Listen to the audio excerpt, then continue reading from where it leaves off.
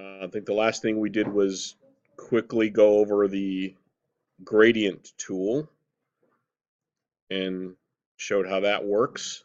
Now, bundled with the gradient tool is also the paint bucket tool.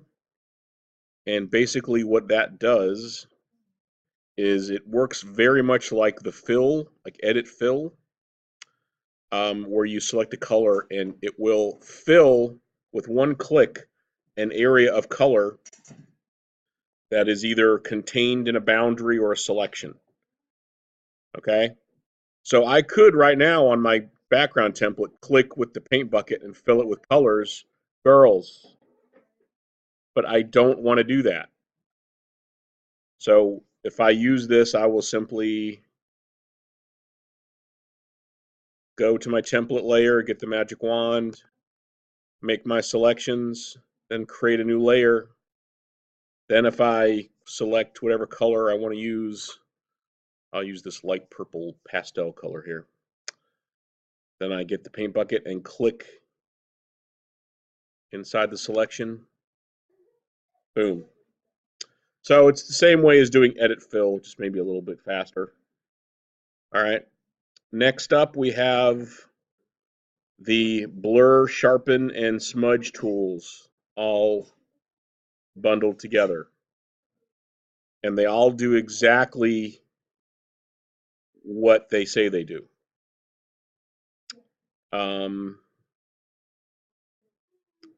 Let me open up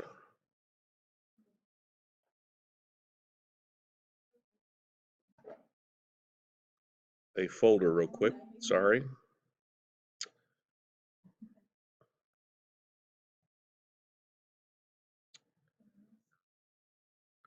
Wow. I didn't mean to open up 3 copies of the same folder.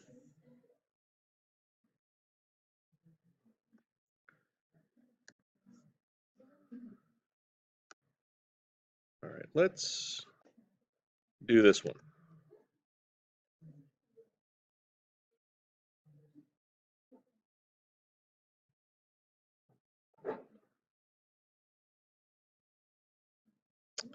Give it a second. Okay. So for the blur tool, wow, that's really big. Let me make that smaller with the bracket key. Okay. So if you look really closely at Batman's face here, if I keep using the blur tool, you see how blurry that's getting? All I have to do is left click once and just start moving my finger around, move the mouse around. All right. So for an effect or something that might be useful, let me plug my mouse in because that's going to make a difference. Better than the touchpad.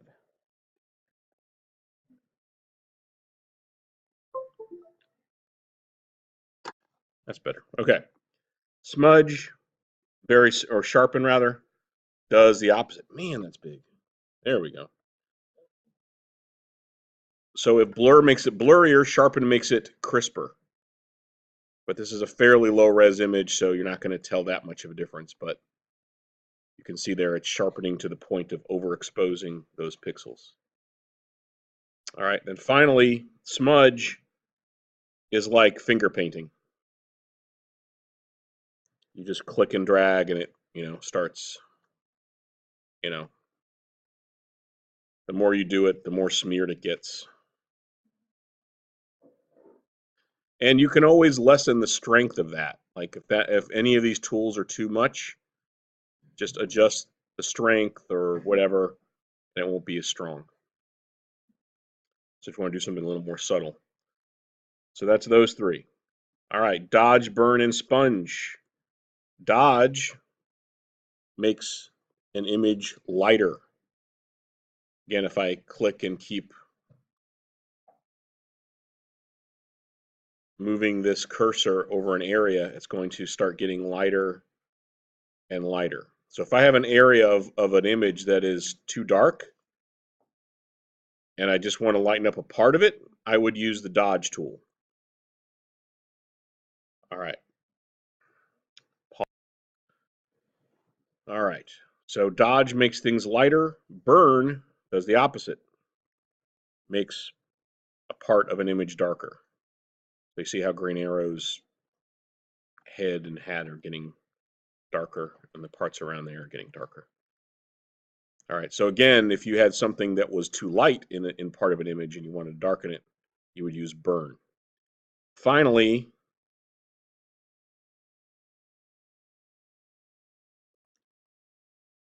if my computer will cooperate, it's being very slow today. Sorry. I'm clicking and nothing's happening. There we go. The sponge tool makes an area either more or less saturated. Saturation simply refers to the vibrancy or intensity of a color. So if I want to tone down, let's say I want to zoom in here on Blue Beetle's eye here and make it less red, I can get the sponge tool, set the mode to desaturate, which it's currently at, and I can start clicking inside here, and you'll see that the color starts to go away. The vibrancy of the color starts to go away in that area. And if I keep doing it, it will eventually just get like gray. Now, of course, the opposite is if I switch it to saturate, it'll take an area that's not colored very brightly and make it more saturated. But again, my computer is lagging. There we go. So if we go to saturate instead,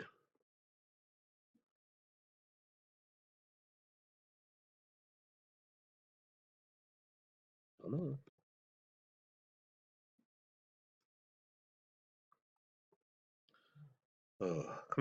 There we go. See that? That might look like it's painting it blue, but it's not. It's just making that area, the blue, more vibrant, more saturated. So if you have colors that are kind of muted and you want to really bring them out, the sponge tool works really well.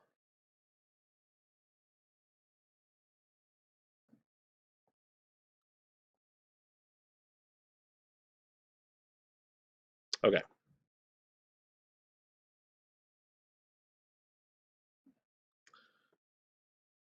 The pen tool. This is something where you can create what are called vectors. A vector is simply a type of art that is created by an algorithm instead of by a pixel. We are using pixels or rasters in Photoshop right now. A vector is something like, let's say you're doing a logo for some company. If you do it in pixels, you have to pay attention to resolution, right? So I think I explained this the other day, the difference between resolution and all that stuff in vectors, like where you, let's go to image size here. Right now, this image is 300, has a resolution of 300 dpi. That means for every inch of this image, you have 300 pixels. The higher that resolution, the sharper and better the image will look. However, the lower the resolution, if I brought the resolution down further, and I guess I could do that just to show you. Let's take this down to 72 dpi or 73, whatever, and hit OK. Now watch what happens when I zoom in on it. Can't really tell because there's flat color here, but if I turn on another layer, see how chunky that gets when I zoom in on it? See how those little individual pixels? That's because the resolution has been decreased. You wouldn't. I'm just simply making a point that resolution affects how things look. So whenever you try to find images for this box, you're going to want to try to find higher resolution images as much as you can. Unfortunately, a lot of what you find on Google is probably going to be like 72 DPI, which isn't great. So you can't blow those up very large, otherwise they're going to look really chunky. You can take something that's high res and make it lower, and it'll still look okay. But you can't take something that's really low res and try to blow it up and make it'll look blurry if you try to do that. So it works. You can take something that's high and make it low, but you can't take something low and make it high. The only reason why this is relevant right now is because when you're talking about vectors, there is no resolution. A vector will look the same whether it is printed small on a business card or whether it is printed huge on a billboard.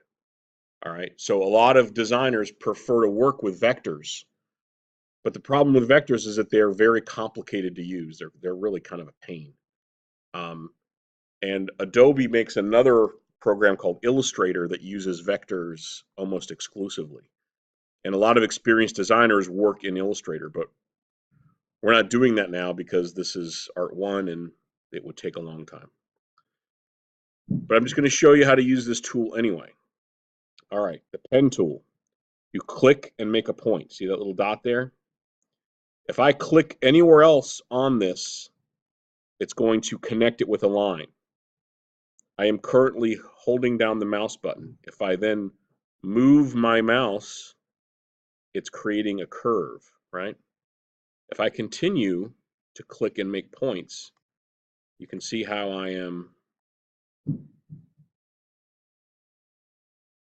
making a path, and it's always going to connect one point to the next. If I go back now to where I began, it's going to close that path. Now that I have this, this is drawn by a vector, so this is nice and rounded. So no matter how high or how low my resolution is, if I were to fill this, let me switch my color. Right click, go fill path, hit OK. See that? The edges of this are going to be as smooth no matter how big I blow this up because it's drawn with a vector. All right.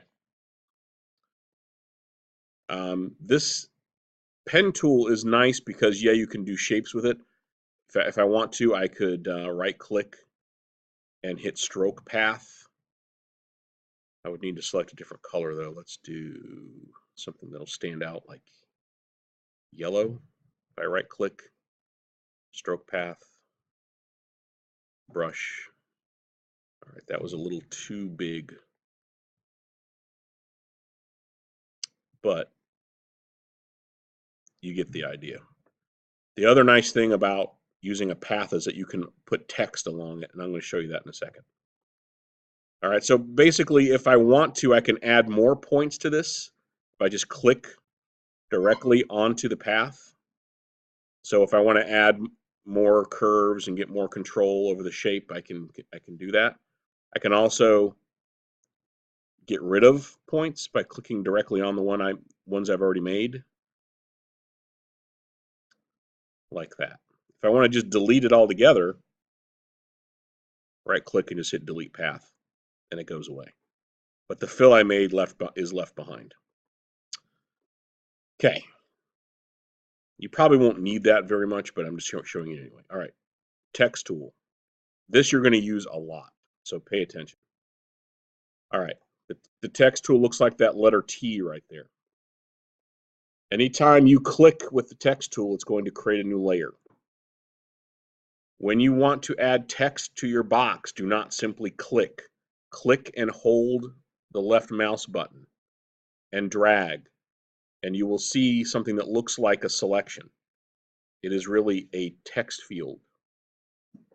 Now, if you look up top, you see all these options that have appeared because they're bundled with the text tool. This window here is your font list. There's all these different fonts here to choose from that come with Photoshop. In addition to these, you can buy your own fonts. See some of these comic-y fonts here? These are ones that I've bought or downloaded for free from free websites. And you can use those and install them, and they'll work on, once you install them on your computer, they'll work in Word, they'll work in Photoshop, they'll work anywhere.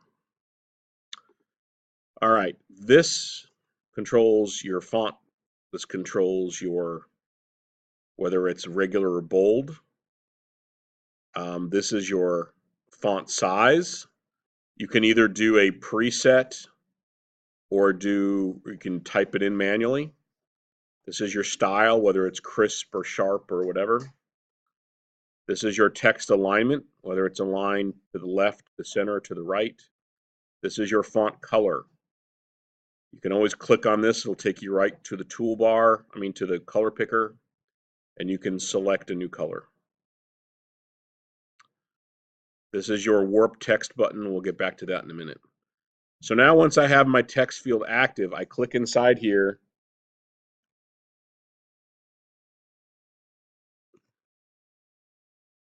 And if your text field is too small or too big, you can resize it. Right?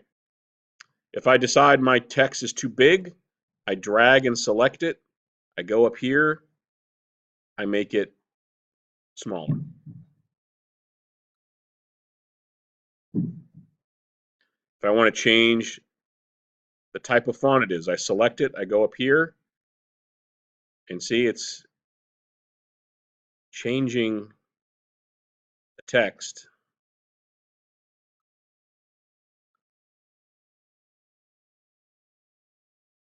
It updates it instantly, but you got to have it selected in order to do it. All right, the warp text tool, click on style, and it will warp your text. You can use these sliders to adjust the distortion. So some are more useful than others, but you get the idea. If you're doing a logo or something like that.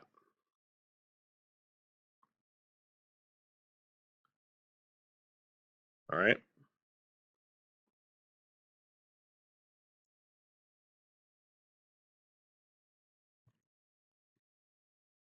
So there you go.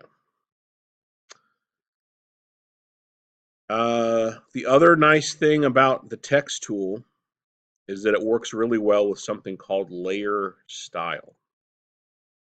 So I'm going to show you what that does. Let's change the font to something like this. Okay. When you're done editing your type, simply click off of it. Like I usually just go to the move tool, and then I move it around to wherever I want it to go. To access layer style, you either go up to the layer menu and go to layer style right here, or you can double click on the layer that you're trying to adjust. Don't double click on the name because that'll change the name of the layer. Double click just below it in the empty space. It'll bring up layer style. All right, you'll see a listing of different choices here. Bevel Emboss. This is kind of a cool one. It makes your text look like it's 3D. All right.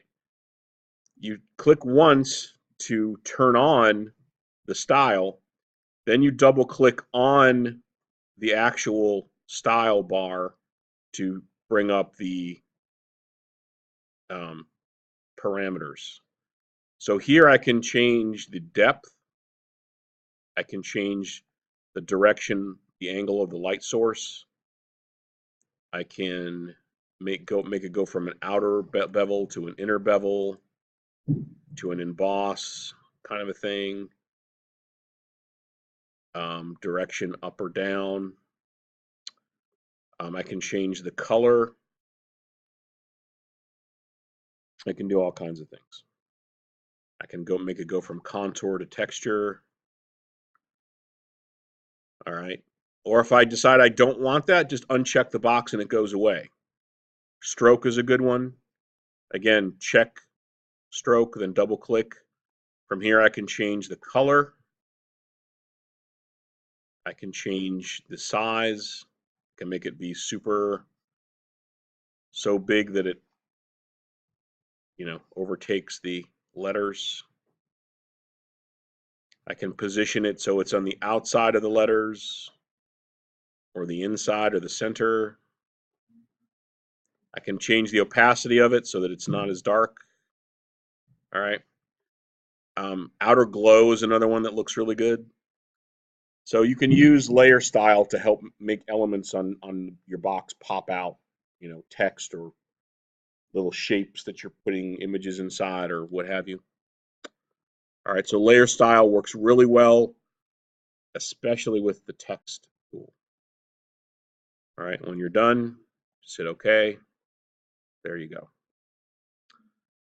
All right, so that's the text tool in a nutshell. It's not that hard to use, but it's very important. I haven't really gone over the other parts of the text tool, like spacing out I don't think you're going to really need it. So, like doing leading and stuff like that. So we'll just, for now, let it go. Quite sure what that did, but okay. All right. The path selection and direct selection tool, those work in conjunction with the pen tool. Don't really need to worry about them. It's just whether or not you want to select and move a path or the individual points. You use that. All right, the shape tool. This one's kind of fun. This will draw a shape and it'll be a vector shape. So let's say I draw that.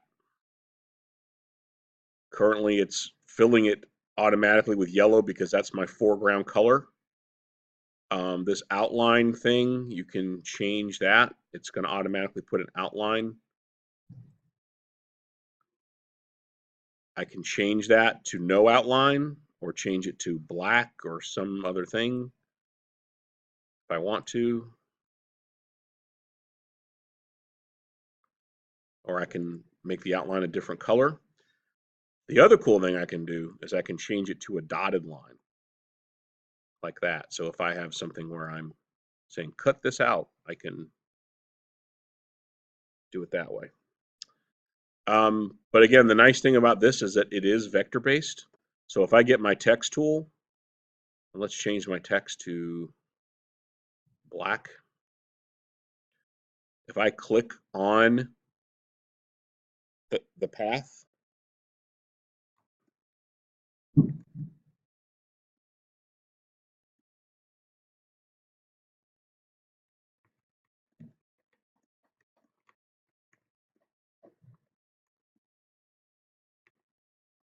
okay, so if I were to do like a wavy, like draw a wavy path with the pen tool, I could then type along the path and it'll follow it.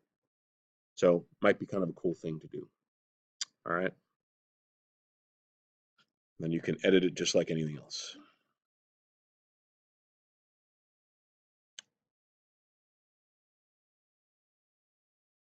Okay, so that's the shape tool. And there's rectangles, ellipses, the line tool just draws a line like that.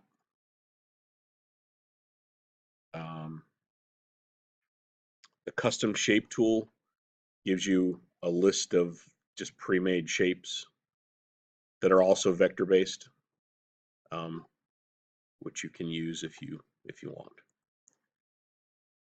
All right, next up is the hand tool. All that does is let you scroll across. If you're zoomed in really close, you can zoom across your image. If you're too lazy to use the scroll bars at the bottom and the side, that's what the hand tool's for. And then finally the zoom tool, which does exactly what it says. Click on it, it zooms in closer. If you hold down the Alt key, it zooms out. Personally, I just use Control Alt plus and minus. So either way. All right. So that's pretty much it for the toolbar. We've kind of gone over all the relevant stuff you need for that. So now let's just continue up here going over some of these other menu items that we haven't had a chance to get to yet. We've done file, gone over everything you need to know for that. Yes. Uh-huh.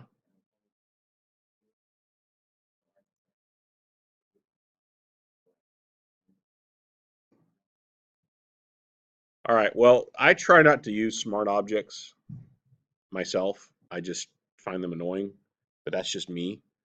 Um, so what I would do if you want something scaled, let me open up another image here. Let's go back to our trusty Batman character image. All right, if I am bringing this over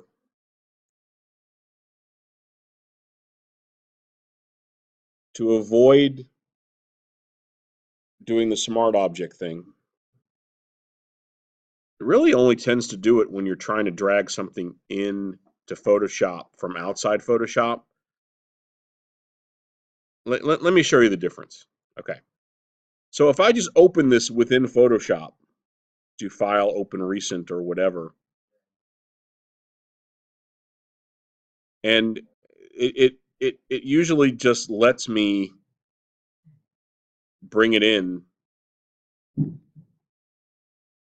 it's fine, and it's a separate image. Then I can just take the Move tool, drag it in like this, and it's its own thing. It doesn't turn into a smart object. The time that dragging does that is when you are dragging from an outside folder. Like let's say I have this folder open, and I'm dragging this image in, and instead of putting it up here and copying it to Photoshop, it's bringing the whole file into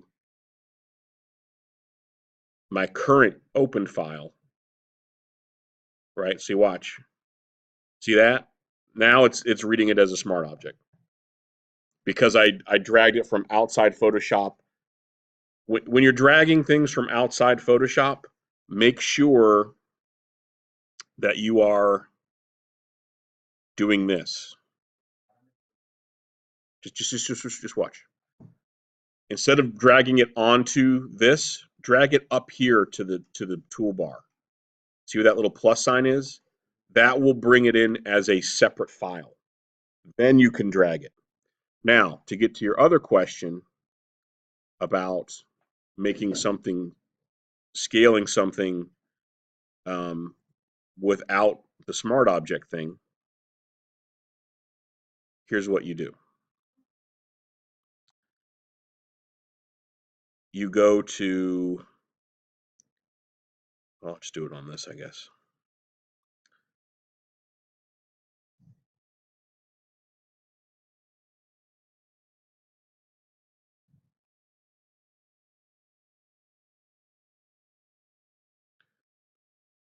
Edit,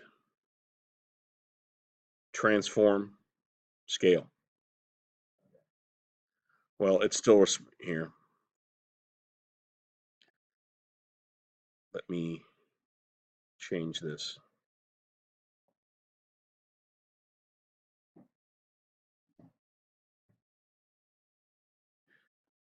I do not care for smart objects. I sort of understand the point of them, but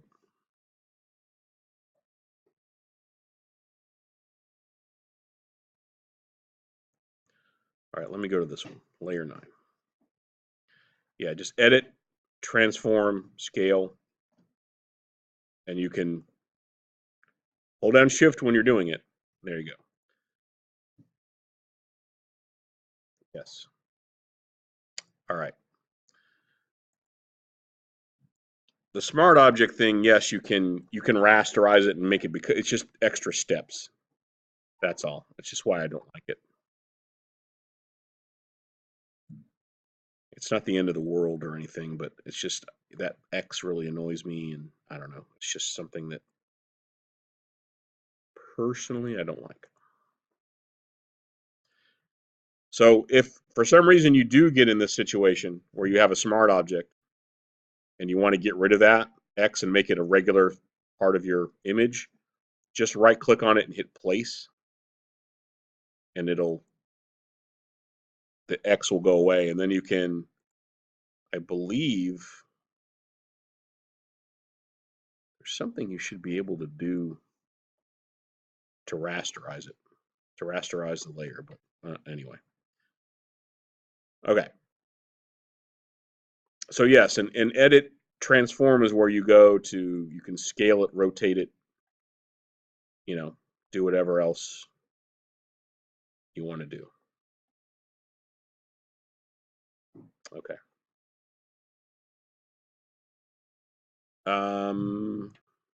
What was I going to do next? Yes, paste special.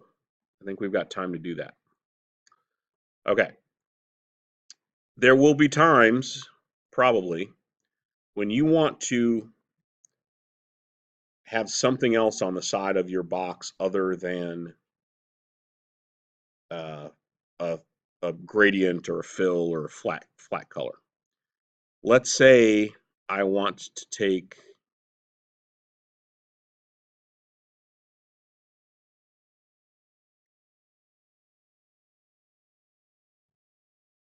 there we go. Get over here. I'm going to revert this. File revert. If you haven't saved it, we'll take it back to where you started. I want to take this whole image here and paste it on the side of my box. Before I do that, let me just say, I'm going to contradict myself here. I'm about to do something that I have already told you guys to never do, but I'm just doing it to show you how this works. You see this image here? You see how you've got all these figures already arranged on here in a cool way, and you've already got a logo on here and everything, and this image has already been designed by someone. There's a really nice use of negative space. All right, this looks pretty cool as it is. The problem with this image is I didn't design it. If I had found all of these individual characters and put them in there and arranged them and scaled them myself and put the logo in there and made those kind of decisions, then it would be okay for me to use. But if I simply take this and slap it on the side of the box, then I didn't really design it. I just sort of took someone else's art and stuck it on there. So even though, and I know this distinction is confusing, even though for this assignment, I am asking you to take assets from other sources and use them to create a design, there's still a difference between taking individual things that you didn't make and arranging them in an original way as opposed to just taking a single image with stuff on it and slapping it on the side of the box. Is that, I'm doing a horrible job explaining that, but do you understand what I mean by that? So try to avoid images like this where we've got a lot of stuff going on. I would prefer it if you find individual characters that are isolated and find a way to arrange them and come up with something on your own. But anyway, having said that, to do a paste into, like let's say you were doing, a scene and you have this image that's a background, like a background of like woods or an ocean or something. First thing you would do is do Control A to control the whole thing, to select the whole thing. Control C to copy. So now this image is copied to the clipboard. Go to your template layer. Go down here to where your template is. Get your magic wand. Select that face. Now, go up to Edit, Paste Special, Paste Into, and it's going to put, Well, it's down below. It doesn't show up because it's down underneath this other level, but let me drag it up here. There it is. Okay. Now it might look like it's simply just put it there, but watch what happens when I move it. You see how it's created like a masking layer so that if I go outside where the selection I made, it doesn't show up on the ends. So now I can scale this up, edit, transform, scale, and it automatically fits inside. It's really warped and it looks really bad, but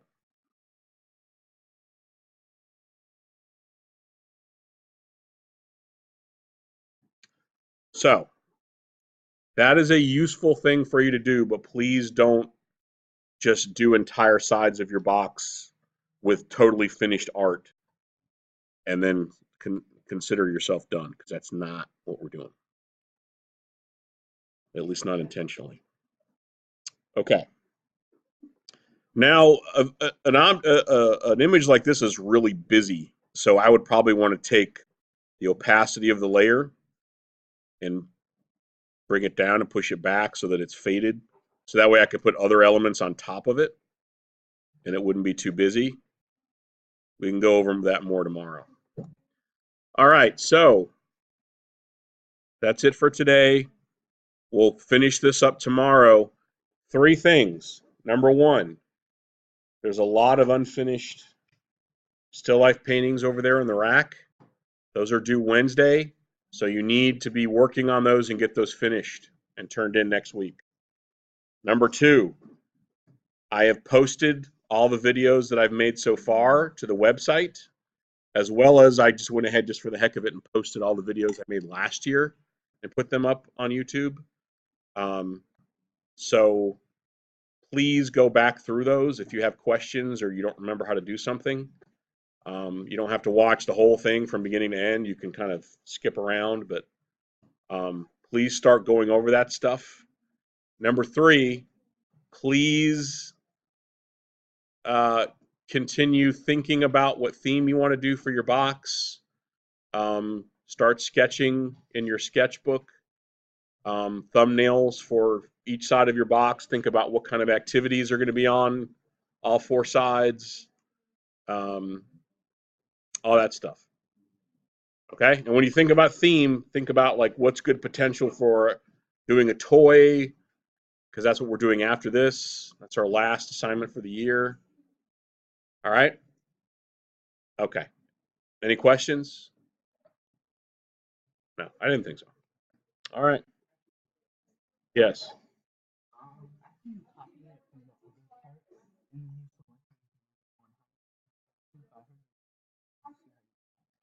Okay.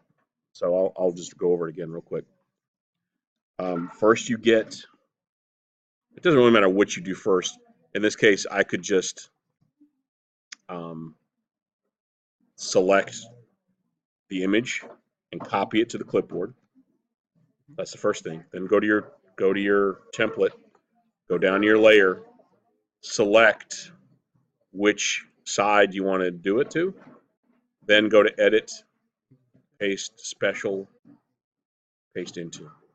And the hotkeys are Alt Shift Control V, but that's kind of, yeah, you're not gonna remember that. So yeah, and then do that, and then it goes there. And then it won't stick out or anything. Right. See, if I go to just move it around, watch what happens. See, it won't move outside that. Okay. Yeah, or just make one up. That's cool. All right.